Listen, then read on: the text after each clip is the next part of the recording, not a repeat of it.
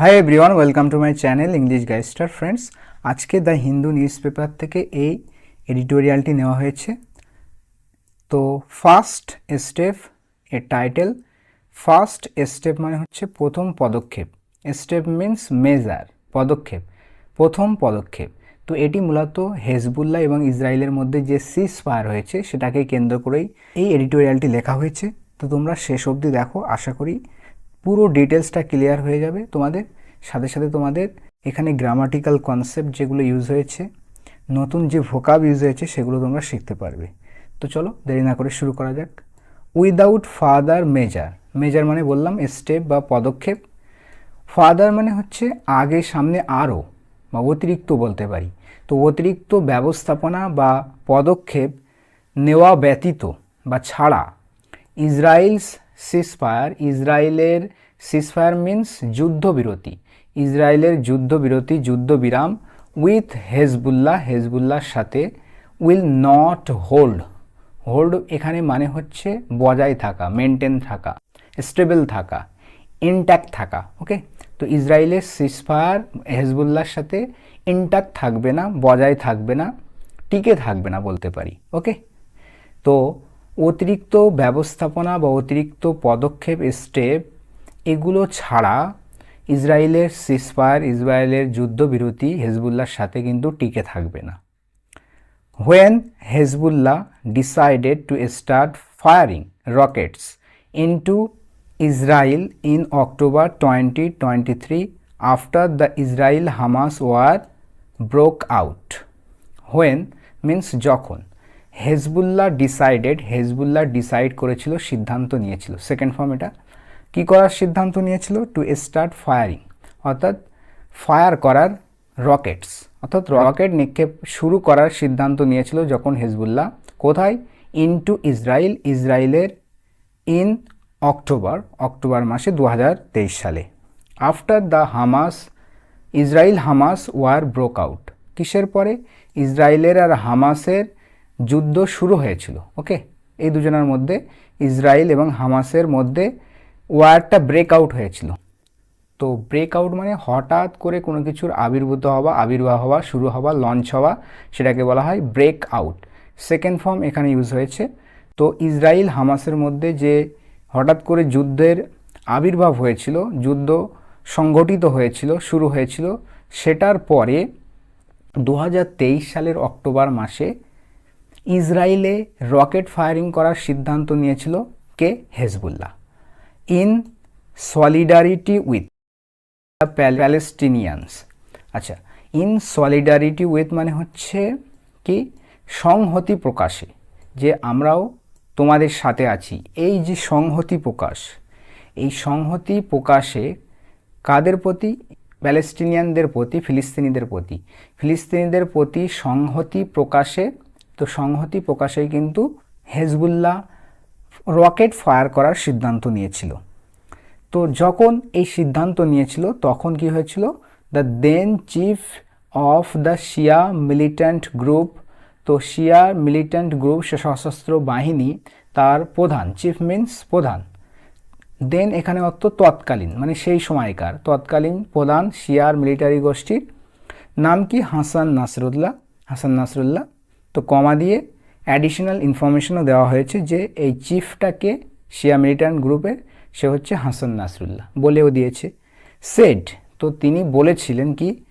He would seize fire, যে তিনি এই যুদ্ধবিরতি করবেন, সিজ ফায়ার করবেন, অর্থাৎ গোলাবর্ষণ বন্ধ করবেন, only if Israel ceased fire in Gaza, তখনই বন্ধ করবেন যদি ইসরায়েল কি করে? সিজ ফায়ার করে, যুদ্ধবিরতি, যুদ্ধবিরাম করে, গোলাবর্ষণ থামায়, গোলাগুলি থামায়, ইন গাজা, গাজাতে। যদি ইসরায়েল গাজাতে গোলাগুলি থামায় তবেই কিন্তু তিনি সিজ ফায়ার করবেন, গোলাবর্ষণ থামাবেন। When Israel Prime Minister Benjamin Netanyahu decided to send ground troops into Lebanon on October 1st, 2024. When means যখন ইসরায়েলের প্রাইম মিনিস্টার, প্রধানমন্ত্রী বেঞ্জামিন নেতানিয়াহু সিদ্ধান্ত নিয়েছিল কি? টু সেন্ড গ্রাউন্ড ট্রুপস, পাঠাবেন। গ্রাউন্ড ট্রুপস বলতে ভূমিতে সৈন্যদল পাঠানো, ওকে, ল্যান্ডে সৈন্যদল পাঠানো। তো ভূমিতে যে সৈন্যদল পাঠানোর সিদ্ধান্ত নিয়েছিলেন বেঞ্জামিন নেতানিয়াহু ইনটু লেবানন, লেবাননে অন অক্টোবর 1, 2024, অর্থাৎ 2024 সালের অক্টোবর মাসে। এখানে দেখো কোনো তারিখের আগে কিন্তু অন প্রিপোজিশন ইউজ হয়েছে। ইসরায়েলস 4th ইনভেশন, তো অ্যাডিশনাল ইনফরমেশন দেওয়া হচ্ছে এই ড্যাশ আর এই ড্যাশের মধ্যে কি, এটা হচ্ছে ইসরায়েলের 4র্থ নম্বর আক্রমণ। ইনভেশন মিন্স অ্যাটাক, ওকে, ইসরায়েলের এটা 4র্থ অ্যাটাক। হি সেড, তিনি বললেন বা বলেছিলেন কে, এই Israeli prime minister Benjamin Netanyahu.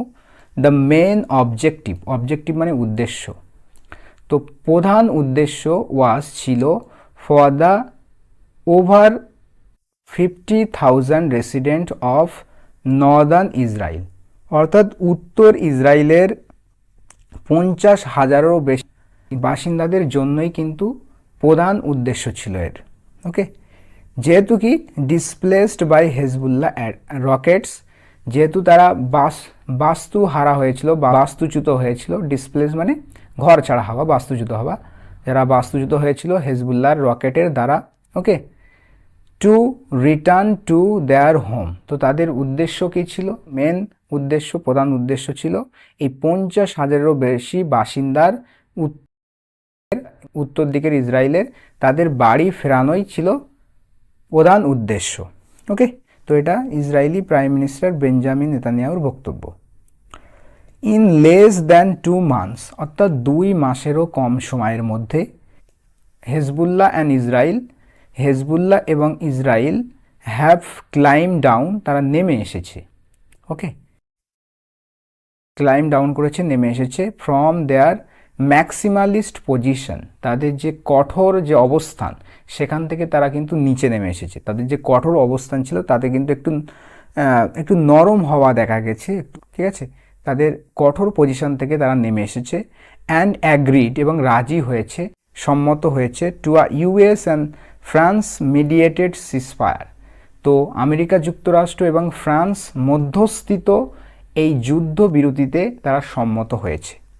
তো যুদ্ধবিরতির মিডিয়েট কে করছে, মধ্যস্থতা কে করছে, US and France, okay. According to the agreement, তো এই অ্যাগ্রিমেন্ট বা চুক্তি অনুযায়ী, অ্যাকর্ডিং টু মিন্স কোনো কিছু অনুসারে বা অনুযায়ী, ওকে, তখন আমরা কিন্তু এই ফ্রেজটা ইউজ করতে পারি according to. According to the agreement অর্থাৎ চুক্তি অনুযায়ী, অল ইসরায়েলি ট্রুপস, তো সমস্ত ইসরায়েলের, ট্রুপস মিন্স মিলিটারি বাহিনী, ওকে, সৈন্যবাহিনী, ট্রুপস মিলিটারি ফোর্স, ওকে, অল ইসরায়েলি ট্রুপস, তো সমস্ত ইসরায়েলের সৈন্যবাহিনী উইথড্র করে নেবে, সরিয়ে নেবে, ফ্রম লেবানন, লেবানন থেকে, to the Israeli side of the border, বর্ডারের ইসরায়েলের সাইডে, ইসরায়েলের দিকে, লেবানন থেকে তাদের সৈন্যগুলো সব সরিয়ে নেবে ইসরায়েলি ট্রুপস। হোয়াইল, যেখানে হেজবুল্লাহ উড রিডিপ্লয়, যেখানে হেজবুল্লাহ কিন্তু পুনরায় ডিপ্লয় করবে, মোতায়েন করবে, ডিপ্লয় মানে মোতায়েন করা, রিডিপ্লয় মানে পুনরায় মোতায়েন করা, তারা হেজবুল্লাহ পুনরায় মোতায়েন করবে ইটস ফোর্সেস, তার সৈন্যবাহিনী, to the north of the Litani river, এই লিতানি রিভারের উত্তর দিকে, ওকে। দ্য লেবানিজ আর্মি, লেবাননের যে এই আর্মি সৈন্যবাহিনী, উড বি ডিপ্লয়েড, তাদেরকে ডিপ্লয় করা হবে, অর্থাৎ তারা সেখানে ডিপ্লয় থাকবে, মোতায়েন থাকবে, প্যাসিভ ভয়েস ইউজ করা হয়েছে এখানে। ইন এরিয়াস, অর্থাৎ সেই সমস্ত অঞ্চলগুলোতে, between the Israeli border and the Litani, অর্থাৎ এই লিতানি নদী এবং ইসরায়েলি বর্ডারের মধ্যস্থলে, বিটুইন মানে মধ্যে, ওকে। তো ইন এরিয়াস বিটুইন, তো এই দুটো এরিয়ার মধ্যখানে যে এরিয়া রয়েছে সেই এরিয়াগুলোতে কিন্তু লেবানিজ আর্মি ডিপ্লয় থাকবে, মোতায়েন থাকবে। And interested with enforcing the ceasefire, আচ্ছা, ইন্টারেস্ট উইথ মানে কোনো কিছুর দায়িত্ব পালন করা, যে দায়িত্ব রেসপন্সিবিলিটি রয়েছে সেই দায়িত্ব মান্য করা, পালন করা, ইন্টারেস্ট উইথ। তো তারা দায়িত্ব পালন করবে, কিসের দায়িত্ব, এনফোর্সিং দ্য সিজফায়ার, এই যুদ্ধবিরতি বাস্তবায়নের প্রতি, এনফোর্স মানে বাস্তবায়ন করা, কার্যকর করা, তো এই যুদ্ধবিরতি কার্যকর করা, বাস্তবায়িত করার প্রতি ইন্টারেস্টেড থাকবে, তারা তাদের দায়িত্ব পালন করবে। বোথ সাইডস, উভয় পক্ষই হ্যাভ ক্লেমড, দাবি করেছে, ক্লেম মানে দাবি করা, তো এখানে প্রেজেন্ট পারফেক্ট টেন্স ইউজ করা হয়েছে। ক্লেম হচ্ছে ভার্বের থার্ড ফর্ম, হ্যাভ ক্লেমড দাবি করেছে, উভয় সাইড উভয় পক্ষই দাবি করেছে ভিক্টোরি বিজয়, উভয় পক্ষই কিন্তু ভিক্টোরি বা উইন দাবি করেছে, বিজয় দাবি করেছে। ইসরায়েল সেজ, ইসরায়েল বলেছে, কি বলেছে Israel? Hezbollah is not the same organization it use to be. আচ্ছা, ইসরায়েল বলেছে যে Hezbollah is not the same organization, Hezbollah সেই একই অর্গানাইজেশন আর নেই, ইট ইউজ টু বি, যে অর্গানাইজেশনটা একসময় ছিল, অর্থাৎ একসময় যে সংস্থা ছিল হেজবুল্লাহ তেমনটা কিন্তু আর নেই, এটা ইসরায়েল বলেছে। হোয়াইল হেজবুল্লাহ ক্লেম, যেখানে হেজবুল্লাহ ক্লেম করেছে, দাবি করেছে, দ্যাট যে ইট হ্যাড টেকেন, যে হেজবুল্লাহ নিয়েছে, কি নিয়েছে? আর ডিভাইন ভিক্টোরি, একটা ঐশ্বরিক বিজয়, অর্থাৎ একটা ঐশ্বরিক বিজয় তারা লাভ করেছে, এগেনস্ট দ্য ইসরায়েলিস, ইসরায়েলিদের বিরুদ্ধে তারা একটা বড় ঐশ্বরিক বিজয়, ওকে, ডিভাইন ভিক্টোরি, ঐশ্বরিক বিজয় তারা লাভ করেছে, অর্থাৎ ঈশ্বর প্রদত্ত বিজয় তারা লাভ করেছে, এটা হেজবুল্লাহ ক্লেম করেছে, দাবি করেছে। দ্য রিয়েলিটি ইজ, তো রিয়েলিটি মিন্স বাস্তবতা, বাস্তবতা ইজ হলো, বাস্তবতা কি? দ্যাট যে বোথ হ্যাভ সাফার্ড, সাফার মানে ভোগা, তো এখানেও প্রেজেন্ট পারফেক্ট টেন্স ইউজ করা হয়েছে, যে উভয়ই কিন্তু ভোগেছে সেটব্যাকস, সেটব্যাক মানে হচ্ছে a great failure, a big failure, বড় ব্যর্থতা, বড় একটা ধাক্কা তারা হয়েছে, ক্ষয়ক্ষতির শিকার হয়েছে, তো উভয় পক্ষেই কিন্তু বড় ব্যর্থতা ভুগেছে, অনেক ক্ষয়ক্ষতির তারা শিকার হয়েছে। অ্যান্ড ওয়ান্টেড, এবং চেয়েছে, কি চেয়েছে? আ ব্রেক, একটা ব্রেক চেয়েছে, একটা বিরতি চেয়েছে, ব্রেক মিন্স বিরতি, তো এখানে দেখো হ্যাভ সাফার্ড আবার হ্যাভ ওয়ান্টেড, ওকে, হ্যাভ আর দ্বিতীয়বার লেখা হয়নি, অ্যান্ড দিয়ে হ্যাভকেই মূলত উভয়ের জন্য ব্যবহার করা হচ্ছে, have suffered, have wanted, okay. Hezbollah lost many fighters, Hezbollah হারিয়ে ফেলেছে, লুজ মানে হারিয়ে ফেলা, তার সেকেন্ড ফর্ম হচ্ছে লস্ট, হেজবুল্লাহ হারিয়েছে মেনি ফাইটার্স, অনেক যোদ্ধা, অনেক যোদ্ধাদেরকে হারিয়েছে, অ্যান্ড টপ কমান্ডার্স, এবং শীর্ষ কমান্ডারদেরকে হারিয়েছে, ইনক্লুডিং নাসরুল্লাহ, নাসরুল্লাহ সহ, ইনক্লুডিং মিন্স সহ, অর্থাৎ এই টপ কমান্ডারদের মধ্যে একজন হচ্ছে এই নাসরুল্লাহ, নাসরুল্লাহ সহ ফাইটারদের হারিয়েছে এবং টপ কমান্ডারকে হেজবুল্লাহ হারিয়ে ফেলেছে।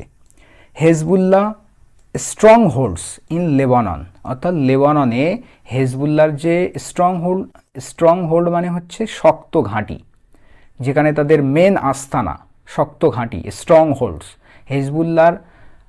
হেজবুল্লাহর শক্ত ঘাঁটি লেবাননে, including the border villages, including মানে সহ, কোন কোন জায়গা সহ? বর্ডার ভিলেজেস, অর্থাৎ বর্ডারের গ্রামগুলো সহ, অ্যান্ড দ্য দাহিয়ে, আর দাহিয়ে বলে একটা জায়গা, তো সেটা সম্পর্কেও বলে দিচ্ছে যে দাহিয়ে কি, কমা দিয়ে বলছে যে the southern Shia neighbourhood of Beirut, অর্থাৎ বেইরুটের দক্ষিণ শিয়া নেবারহুড, অর্থাৎ শিয়ার অঞ্চল, দক্ষিণের দিকের শিয়া গোষ্ঠীদের অঞ্চল, বেইরুটের দক্ষিণের শিয়া গোষ্ঠী অঞ্চল। তো এখান থেকে এই পর্যন্ত হচ্ছে অ্যাডিশনাল ইনফরমেশন। তো হেজবুল্লাহর যে স্ট্রং হোল্ড যেটা লেবাননে রয়েছে, তো সেগুলো ওয়্যার পালভারাইজড বাই ইসরায়েল, ইসরায়েলের দ্বারা এগুলো পালভারাইজড হয়, পালভারাইজ মিন্স ডিস্ট্রয়েড, ওকে, তো এখানে প্যাসিভ ভয়েস ইউজ করা হয়েছে, ভার্বের থার্ড ফর্ম এটা, পালভারাইজ মানে ধ্বংস হয়ে যাওয়া, বিপর্যস্ত হয়ে যাওয়া, ডিস্ট্রয় হয়ে যাওয়া, তো এগুলো ধ্বংস হয়ে গেছে ইসরায়েলিদের দ্বারা। ইসরায়েলস ফেলিয়ার্স, তো ইসরায়েলের এই ব্যর্থতা, ওয়ার স্টার্কার, আরও কিন্তু স্পষ্ট, আরও স্টার্ক, তো এখানে কিন্তু কম্প্যারেটিভ ডিগ্রি ইউজ করা হয়েছে, ওকে, অ্যাডজেক্টিভের কম্প্যারেটিভ ডিগ্রি, তো ইসরায়েলের ব্যর্থতা ছিল আরও কিন্তু স্পষ্ট, আরও স্টার্কার, আরও স্পষ্ট। ট্রু, সত্যি, Israel possesses higher air superiority, তো ইসরায়েল পজেস করে, অর্থাৎ ইসরায়েলের রয়েছে, পজেস করা মানে অধিকারে থাকা, অধীনে থাকা। তো ইসরায়েলের রয়েছে উচ্চ লেভেলের এয়ার সুপেরিয়রিটি, অর্থাৎ তাদের বিমান শক্তি কিন্তু বেশি রয়েছে, উচ্চ লেভেলের আছে, তাদের সুপেরিয়রিটি রয়েছে। হুইচ ইট ইউজড, তো যেটাকে, তো এই হায়ার এয়ার সুপেরিয়রিটিকে ব্যবহার করেছিল, ইট ইউজড অর্থাৎ ইসরায়েল ব্যবহার করেছিল, ইট বলতে ইসরায়েল ব্যবহার করেছিল কি করার জন্য? টু উইকেন হেজবুল্লাহস ক্যাপাবিলিটিস, উইক করতে, দুর্বল করে দিতে, উইকেন মিন্স দুর্বল করে দেওয়া, এটা ভার্ব ফর্ম। টু উইকেন দুর্বল করে দিতে, হেজবুল্লাহস ক্যাপাবিলিটি অর্থাৎ হেজবুল্লাহর সক্ষমতাকে দুর্বল করে দিতে। But it did not make any territorial advances in southern Lebanon, কিন্তু এটা করতে পারেনি, did not make any territorial advancements. Territorial advancements means অঞ্চলগত দিক থেকে দখল করা, অ্যাডভান্সমেন্টস মানে আগিয়ে যাওয়া, দখল করে নেওয়া। ওকে, তো আঞ্চলিক দখল কিন্তু তেমনটা করতে পারেনি। ইট did not make many territorial advances, অর্থাৎ আঞ্চলিক যে সামনে এগিয়ে যাওয়া, দখল করে দেওয়া, এটা কিন্তু অনেক করেনি ইন সাউদার্ন লেবানন, কোথায়? দক্ষিণ লেবাননে। স্টিফ রেজিস্ট্যান্স, তো ইসরায়েলি বাহিনী কিন্তু সম্মুখীন হয় স্টিফ রেসিস্ট্যান্স অর্থাৎ কঠিন শক্ত প্রতিরোধ, রেসিস্ট্যান্স মিন্স প্রতিরোধ, ফ্রম হেজবুল্লাহর পক্ষ হতে, হেজবুল্লাহ থেকে তারা কিন্তু শক্ত প্রতিরোধের মুখোমুখি হয় and took high casualties, take এর সেকেন্ড ফর্ম টুক, তো তারা পায় উচ্চ লেভেলের ক্ষয়ক্ষতি, তাদের কিন্তু পায় বা তারা এর শিকার হয়, ঠিক আছে, ক্ষয়ক্ষতির তারা শিকার হয়, অনেক ক্ষয়ক্ষতির শিকার হয়। ওর্স, আরও খারাপ বিষয় যেটা হচ্ছে সেটা কি? আরও খারাপ বিষয় হলো Israel's bombings had little impact on Hezbollah's capability, যে ইসরায়েলের যে বম্বিং অর্থাৎ বোমা হামলা, had little impact, little means একদম নায়ের সমান, তেমন ইম্প্যাক্টই পড়েনি, প্রভাবও পড়েনি, ইনফ্লুয়েন্সই পড়েনি অন হেজবুল্লাহস ক্যাপাবিলিটি, হেজবুল্লাহর ক্যাপাবিলিটির উপর, সক্ষমতার উপর কোনো ইম্প্যাক্টই পড়েনি, তেমন পড়েনি বললেই চলে। ওকে, টু ফায়ার রকেটস, অর্থাৎ রকেট ফায়ার করার সক্ষমতা, হেজবুল্লাহর রকেট নিক্ষেপ করার সক্ষমতার উপরে ইসরায়েলের যে বম্বিং, সেই বম্বিং কিন্তু তেমন কোনো ইম্প্যাক্ট বা প্রভাব ফেলতে পারেনি। অন নভেম্বর 24, অর্থাৎ নভেম্বর মাসের 24 তারিখে Hezbollah fired over 250 Rockets, Hezbollah fire করে অর্থাৎ নিক্ষেপ করে, ঠিক আছে, 250-রও ওপরে রকেটস ইনটু ইসরায়েলের মধ্যে কিন্তু 250-টির উপরেও বেশি, 250-টির বেশি ফায়ার করে রকেট হেজবুল্লাহ। সাম হিট, কিছু হিট করে। আচ্ছা, হিট এমন একটা ভার্ব যার 3টি ফর্মই সেম হয়, হিট, তো এখানে সেকেন্ড ফর্ম হিসাবে ইউজ করা হয়েছে। তো সাম হিট, কিছু হিট করেছিল, আঘাত এনেছিল। হাই সিকিউরিটি জোনস, কিছু হাই সিকিউরিটি জোন, উচ্চ যে নিরাপত্তা অঞ্চল এলাকা, সেখানে আঘাত এনেছিল কিছু। Including a residence of mister Netanyahu, তো সহ, ইনক্লুডিং মিন্স সহ, মিস্টার নেতানিয়াহুর একটা বাসভবন সহ হাই সিকিউরিটি জোনে কিন্তু এইগুলো কিন্তু আঘাত হেনেছিল। কিছু বলতে এখানে কিছু রকেট হামলা, কিছু rocket. According to a channel 13 poll, according to অনুযায়ী, এই চ্যানেল 13 পোলের অনুযায়ী, মোস্ট ইসরায়েলিস বিলিভ, তো বেশিরভাগ ইসরায়েলিরা বিশ্বাস করে দ্যাট যে Hezbollah has not been defeated, যে হেজবুল্লাহকে হারানো হয়নি বা হেজবুল্লাহ হারেনি, ঠিক আছে, তাকে পরাজিত করা হয়নি। Hezbollah has not been defeated, তো এখানে প্যাসিভ ভয়েস ইউজ করা হয়েছে, ডিফিটেড ভার্বের থার্ড ফর্ম, ঠিক আছে। সুতরাং গিভেন দেয়ার সেটব্যাকস, তো তাদের ব্যর্থতার বিবেচনায়, গিভেন শব্দের অর্থ এখানে বিবেচনা করে, এদিকে নজর দিয়ে, তো তাদের ব্যর্থতার বড় ব্যর্থতার বিবেচনায় ইট ইজ আনসারপ্রাইজিং, এটা বিস্ময়কর নয়, এটা আশ্চর্যজনক নয়, ইট ইজ আনসারপ্রাইজিং, এটা আশ্চর্যজনক নয়, অবাক করার বিষয় নয়, দ্যাট যে both sides have given up their original demands. Both sides, উভয় সাইডই, উভয় পক্ষেই have given up, give up মানে ত্যাগ করা, হাল ছেড়ে দেওয়া।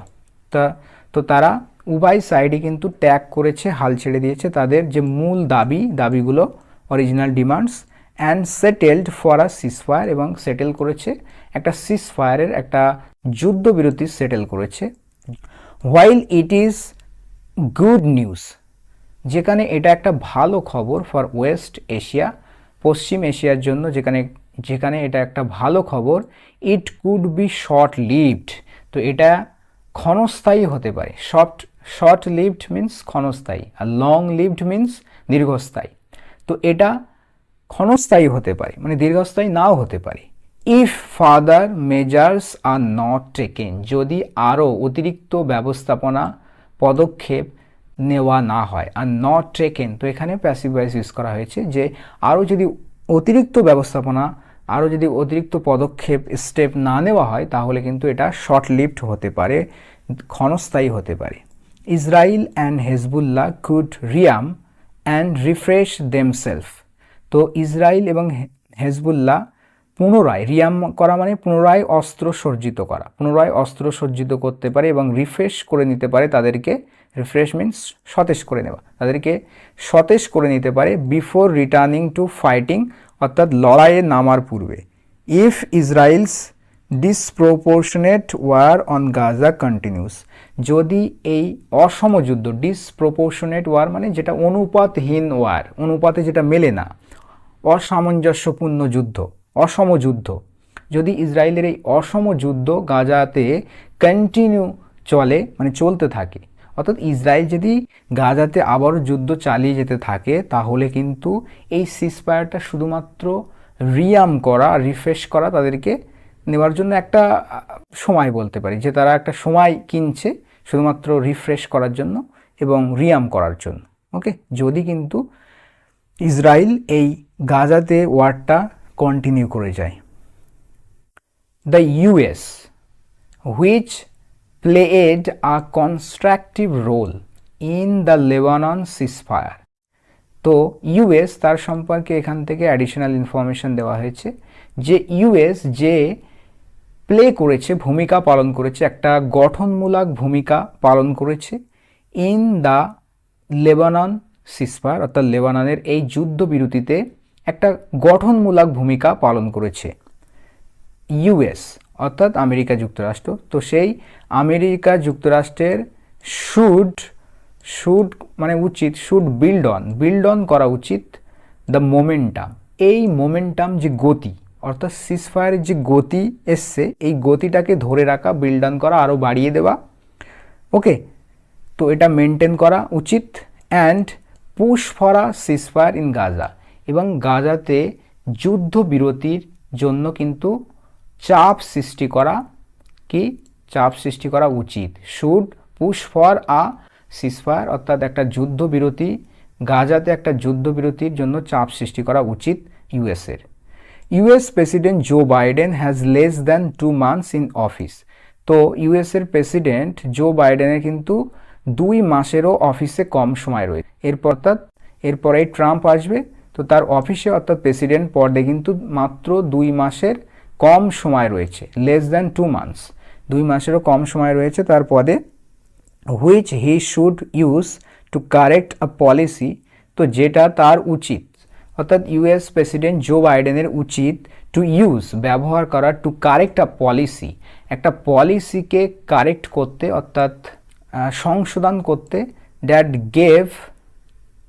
দ্যাট গেভ যেটা দিত আনকন্ডিশনাল সাপোর্ট, অর্থাৎ নিঃশর্ত সমর্থন দিত ফর ইসরায়েলস ওয়ার, ইসরায়েলের এই যুদ্ধের জন্য, অন গাজাতে, তো ইসরায়েলের গাজাতে যে যুদ্ধ, সেটার জন্য কিন্তু আনকন্ডিশনাল একটা সাপোর্ট দিত, আনকন্ডিশনাল যে একটা পলিসি ছিল, সেই পলিসিটা তার কি করা উচিত, কারেক্ট করা উচিত, এর সংশোধন করা উচিত। অ্যান্ড ইউজ আমেরিকাস লেভারেজ এবং আমেরিকার যে প্রভাব, ইম্প্যাক্ট, যে ইনফ্লুয়েন্স রয়েছে, ডোমিনেন্স রয়েছে কার উপরে, ওভার ইটস অ্যালাই, তার অ্যালাইয়ের উপরে, অর্থাৎ এখানে ইসরায়েলের কথা বলা হচ্ছে যে তার অ্যালাই, তার বন্ধু দেশ, মিত্রদেশের উপর যে আমেরিকার প্রভাব রয়েছে সেই প্রভাবটাকে তার ব্যবহার করা উচিত টু ব্রিং সাম রিলিফ, কিছু রিলিফ আনতে, রিলিফ মিনস স্বস্তি, কিছু স্বস্তি আনতে, টু মিলিয়নস অফ প্যালেস্টিনিয়ানস, অর্থাৎ লক্ষ লক্ষ প্যালেস্টিনিয়ানদের, লক্ষ লক্ষ ফিলিস্তিনিদের একটু স্বস্তি আনতে, কিছুটা স্বস্তি আনতে।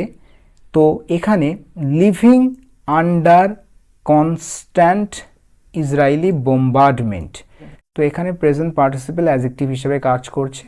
তো এই প্যালেস্টিনিয়ানদের সম্পর্কে বলা হচ্ছে যে যারা বসবাস করছে, লিভিং আন্ডার, নিচে, কিসের নিচে, কিসের অধীনে, কনস্ট্যান্ট মানে হচ্ছে বারবার চলতে থাকা ইসরায়েলের এই বোম্বার্ডমেন্টের, অর্থাৎ বোমা হামলা, ইসরায়েলের বোমা হামলার অধীনে বা নিচে থাকা বসবাসরত প্যালেস্টিনিয়ানদের, লক্ষ লক্ষ প্যালেস্টিনিয়ানসদের কিছুটা স্বস্তি দিতে তার অ্যালাইয়ের প্রতি যে আমেরিকার লেভারেজ রয়েছে, ইনফ্লুয়েন্স রয়েছে, সেটা তার ব্যবহার করা উচিত। সো ফ্রেন্ডস, এই ছিল আজকের এডিটোরিয়াল। আই হোপ তোমরা বুঝতে পেরেছো। তো কেমন লাগলো সেটা কমেন্টে লিখে জানিও। পরবর্তীতে আবার অন্য কোনো আর্টিকেল নিয়ে দেখা হচ্ছে। ততক্ষণের জন্য ভালো থাকবে, সুস্থ থাকবে আর প্র্যাকটিস করতে থাকো। Thanks for watching this video.